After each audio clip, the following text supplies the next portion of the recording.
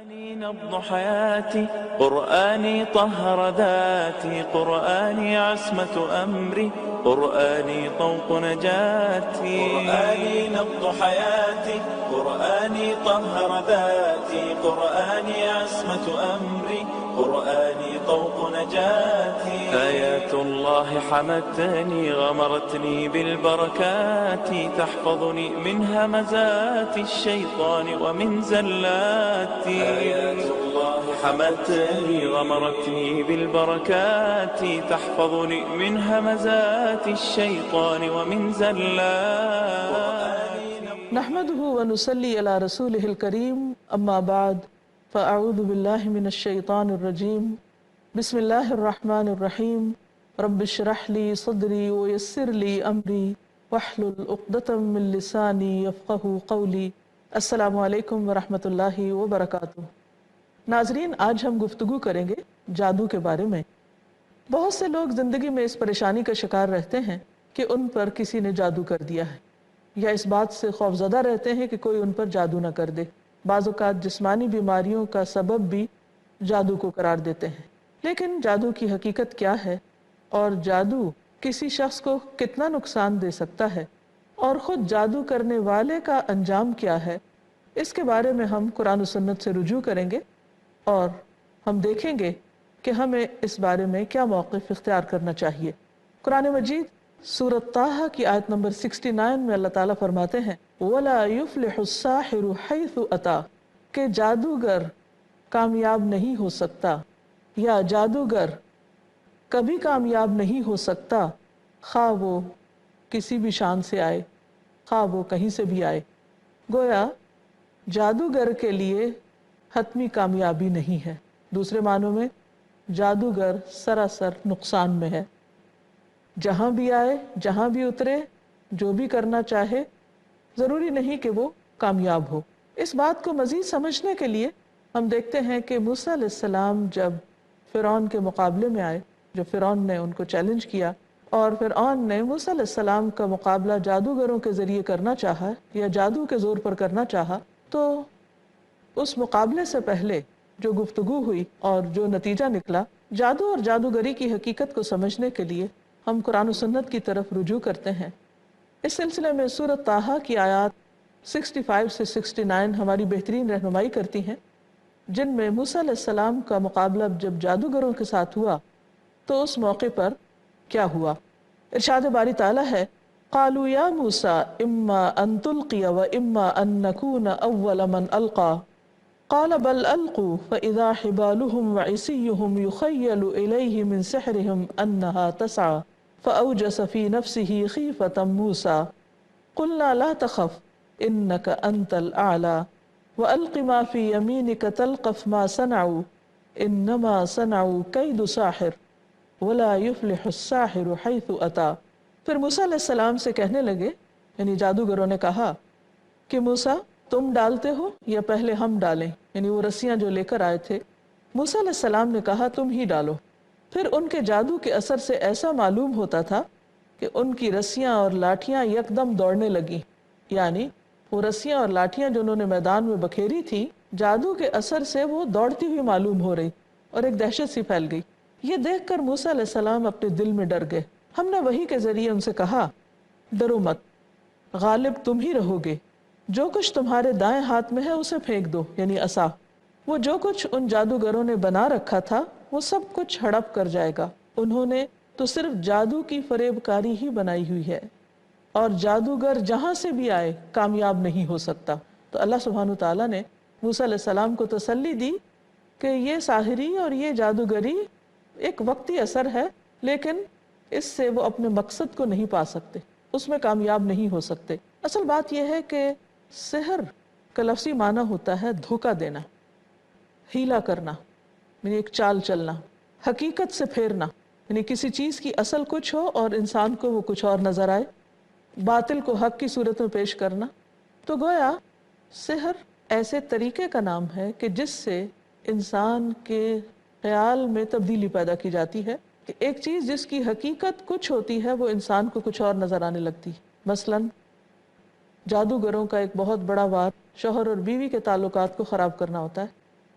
اور اس کا آغاز اور ابتدا کہاں سے ہوتی ہے کہ شوہر کو اپنی بیوی بری لگنے لگتی، حالانکہ اس کے اندر کوئی ایسی خرابی نہیں ہوتی، لیکن ساحر اپنی کوششوں کے ذریعے، اپنے کرتبوں کے ذریعے شوہر کے خیال کے اندر اثر انداز ہوتا ہے، جس سے وہ اپنی بیوی کے ساتھ نفرت کرنے لگتا ہے، حالانکہ کوئی بظاہر دیکھنے میں ایسے اسباب نہیں ہوتے، کوئی ایسی وجوہات نہیں ہوتی۔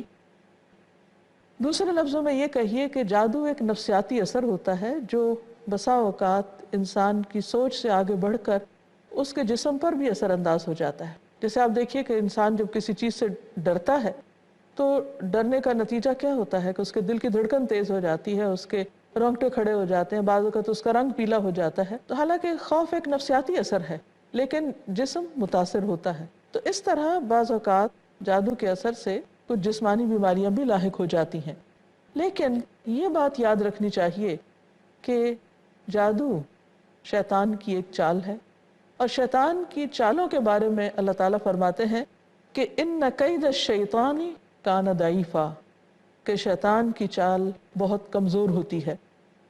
دوسری بات یہ کہ جادوگر اپنے جادو کے زور سے کسی کو کوئی نقصان نہیں دے سکتے جب تک کہ اللہ کا اذن نہ ہو۔ مثلاً بہت سی بیماریوں کے وائرس فضا میں ہوتے ہیں، کچھ لوگوں کے اوپر اٹیک ہو جاتا ہے، کچھ لوگ محفوظ رہتے ہیں۔ فلو کی وبا عام ہوتی ہے تو ضروری نہیں ہوتا کہ ہر شخص کو فلو ہو جائے، کچھ لوگوں کو ہوتا ہے اور کچھ کو نہیں ہوتا۔ اسی طرح جادوگر اپنی کوشش میں لگے رہتے ہیں، لیکن ضروری نہیں کہ وہ جس پر جادو کرنے کی کوشش کریں ضرور اس پر اثر بھی ہو جائے، اور اگر اثر ہوتا بھی ہے تو وہ باذن اللہ ہوتا ہے، لیکن اس کا بھی توڑ ہو سکتا ہے، اس کا بھی علاج ہو سکتا ہے، اور جادو الٹیمیٹلی نتیجتاً کامیاب نہیں ہوتا۔ اور اگر دنیا میں اس کا کوئی ٹرک یا کوئی وار وقتی طور پر اثر کر بھی جائے تو یہ اس کے اپنے لیے بہت نقصان دہ چیز ہے۔ اس بات کو بھی سمجھنے کے لیے ہم دیکھتے ہیں سورۃ البقرہ آیت نمبر 102 میں اللہ تعالیٰ نے ہمیں اس کی حقیقت بتائی ہے۔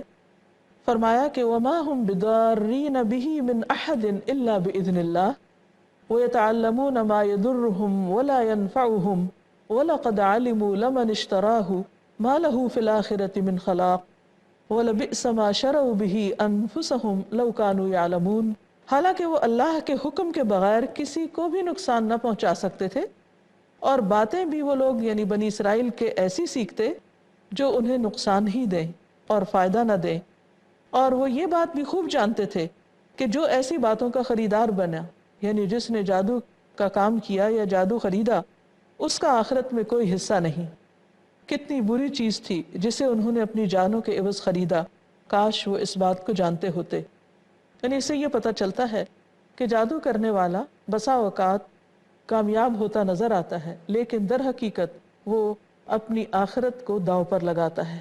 اسی لیے نبی صلی اللہ علیہ وسلم نے ایک اور حدیث میں جادو کو 7 ہلاک کرنے والی چیزوں میں شمار کیا ہے۔ رسول اللہ صلی اللہ علیہ وسلم نے فرمایا اجتنبوا الموبقات، ہلاک کرنے والی چیزوں سے بچو، الشرک باللہ والسحر، اور وہ ہلاک کرنے والی چیزیں کیا ہیں؟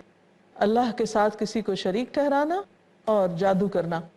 ایک اور حدیث سے ہمیں پتہ چلتا ہے، آپ نے فرمایا لیس منا من سحر او سحر لہ، کہ جادو کرنے والا اور کروانے والا ہم میں سے نہیں، یعنی اس کا اسلام سے کوئی تعلق نہیں۔ اسی طرح لوگوں کو جادوگروں کے پاس جانے سے بھی منع کیا گیا، فرمایا کہ جس نے کسی عراف کے پاس جا کر اس سے کسی چیز کے بارے میں سوال کیا، یعنی کسی کاہن کے پاس، کسی جادوگر کے پاس جا کر کوئی غیب کی خبریں معلوم کرنے کی کوشش کی، تو اس کی 40 رات یعنی 40 ڈیز تک اس کی نمازیں قبول نہ ہوں گی۔ یعنی ایسا کرنا، کسی جادوگر کے پاس صرف جانا یا اس سے کچھ پوچھنا بھی انسان کے دین ایمان کے لیے نقصان کا باعث ہے کہ انسان کی عبادت ہی قبول نہیں ہوتی۔ تو اب آپ دیکھیے کہ اگر جانے والے کی عبادت قبول نہیں ہوتی تو جو شخص ایسا عمل کر رہا ہے اس کی عبادت کا کیا حال ہوگا، اور اس کے دین اور اس کے ایمان کا کتنا بڑا نقصان ہو سکتا ہے۔ اسی لیے فرمایا وَلَا يُفْلِحُ السَّاحِرُ حَيْثُ أَتَى، جادوگر کامیاب نہیں ہوتا، کامیاب نہ ہوگا جہاں سے بھی آئے۔ ایسے تمام توہمات کا مقابلہ کس طرح کیا جائے کیونکہ شیطان انسان کے دل میں وسوسہ ڈالتا رہتا ہے۔ تو ان وسوسوں کا مقابلہ کیسے ہو، اس کے بارے میں قرآن مجید میں آتا ہے، سورۃ الزمر کی آیت ہے 36، فرمایا الیس اللہ بکاف عبدہ ویخوفونک بالذین من دونہ ومن یضلل اللہ فما لہ من ہاد۔ کیا اللہ تعالیٰ اپنے بندے کو کافی نہیں ہے؟ اور یہ لوگ آپ کو ان سے ڈراتے ہیں جو اس کے سوا ہیں، یعنی غیر اللہ سے ڈراتے ہیں، اور جسے اللہ گمراہ کر دے اسے کوئی ہدایت دینے والا نہیں۔ تو بنیادی بات یہ ہے کہ انسان کو ایسی کسی بھی چیز سے ڈرنا نہیں چاہیے، کیونکہ اصل طاقت کا مالک، نفع نقصان کا مالک صرف اور صرف اللہ ہی ہے۔ اس سلسلے میں یہ بھی یاد رہے کہ انسان ان دعاؤں اور اذکار کا اہتمام کرے جو نبی صلی اللہ علیہ وسلم نے سکھائی ہیں۔ مثلا عبداللہ بن عمرو بن العاص سے روایت ہے کہ نبی صلی اللہ علیہ وسلم جب مسجد میں تشریف لے جاتے تو یہ دعا پڑھا کرتے تھے، اعوذ باللہ العظیم وبوجہہ الکریم وسلطانہ القدیم من الشیطان الرجیم۔ اس کا ترجمہ ہے کہ میں اللہ انتہائی عظمت والے کی، اس کی ذات کریم اور اس کے سلطان قدیم کے ساتھ پناہ لیتا ہوں شیطان مردود سے۔ انسان جب یہ کہہ لیتا ہے تو ابلیس کہتا ہے کہ آج سارے دن کے لیے یہ مجھ سے محفوظ ہو گیا۔ نبی صلی اللہ علیہ وسلم نے کتنی بہترین دعا ہمیں سکھائی۔ انسان اگر صبح کے وقت یہ پڑھ لے تو شیطان کا انسان پر کوئی زور نہیں چلے گا۔ اسی طرح ایک اور روایت میں آتا ہے، عثمان بن ابی العاص کہتے ہیں کہ میں نے نبی صلی اللہ علیہ وسلم سے کہا، اے اللہ کے رسول صلی اللہ علیہ وسلم، مجھے نماز میں ایسی صورتحال پیش آتی ہے کہ مجھے یاد نہیں رہتا، میں بہت بھولتا ہوں کہ میں نماز میں کیا پڑھ رہا ہوں۔ بہت سے لوگ اس مشکل کا شکار ہوتے ہیں۔ آپ نے فرمایا یہ شیطان کا اثر ہے، یعنی شیطان انسان کی سوچ میں خلل ڈالتا ہے اور انسان کو بھلوا دیتا ہے۔ تم میرے قریب آؤ۔ میں آپ کے قریب ہوا، پنجوں کے بل بیٹھ گیا۔ آپ صلی اللہ علیہ وسلم نے میرے سینے پر ہاتھ مارا اور میرے منہ پہ تھتکارا اور فرمایا کہ اے اللہ کے دشمن، تم نکل جاؤ۔ آپ نے 3 بار ایسا کیا اور پھر فرمایا جاؤ تم اپنے کام پر چلے جاؤ۔ عثمان کہتے ہیں کہ میری عمر گواہ ہے کہ اس کے بعد شیطان نے مجھے کبھی پریشان نہیں کیا، یعنی یہ میری مشکل آسان ہو گئی۔ پھر اسی طرح اللہ تعالیٰ کے دیگر کلمات اور خصوصاً جو اس موضوع پر ہمیں سکھائے گئے ہیں ان کا اہتمام کرنا چاہیے۔ اگر کبھی بھی انسان کو ایسا کوئی وہم ہو جائے یا ایسی کوئی تکلیف ہونے لگے یا یکایک کسی چیز کے بارے میں اس کو منفی خیالات آنے لگے یا انسان وسوسوں کا شکار ہو، تو نبی صلی اللہ علیہ وسلم کے سکھائے ہوئے ان کلمات سے مدد دے۔ ابو طیاح کہتے ہیں کہ ایک آدمی نے عبد الرحمن بن خنبش سے پوچھا کہ رسول اللہ صلی اللہ علیہ وسلم نے اس وقت کیا کیا جب ان کے پاس شیاطین آئے؟ انہوں نے کہا کہ شیاطین مختلف وادیوں اور گھاٹیوں سے اتر کر نبی صلی اللہ علیہ وسلم کے پاس آئے، اور ان میں سے ایک شیطان کے ہاتھ میں آگ کا شعلہ تھا جس سے اس کا ارادہ تھا کہ آپ کو جلائے، لیکن وہ خود مروب ہو گیا اور خود ہی پیچھے ہٹنے لگا۔ اتنی دیر میں جبریل علیہ السلام تشریف لائے اور انہوں نے نبی صلی اللہ علیہ وسلم کو ایک دعا سکھائی۔ انہوں نے کہا کہ آپ پڑھیے۔ آپ نے پوچھا کہ کیا پڑھوں؟ تو جبریل علیہ السلام نے یہ دعا پڑھ کر سنائی، اعوذ بکلمات اللہ التامات التی لا یجاوزہن بر ولا فاجر من شر ما خلق وذرأ وبرأ ومن شر ما ينزل من السماء ومن شر ما يعرج فيها ومن شر ما ذرأ في الأرض ومن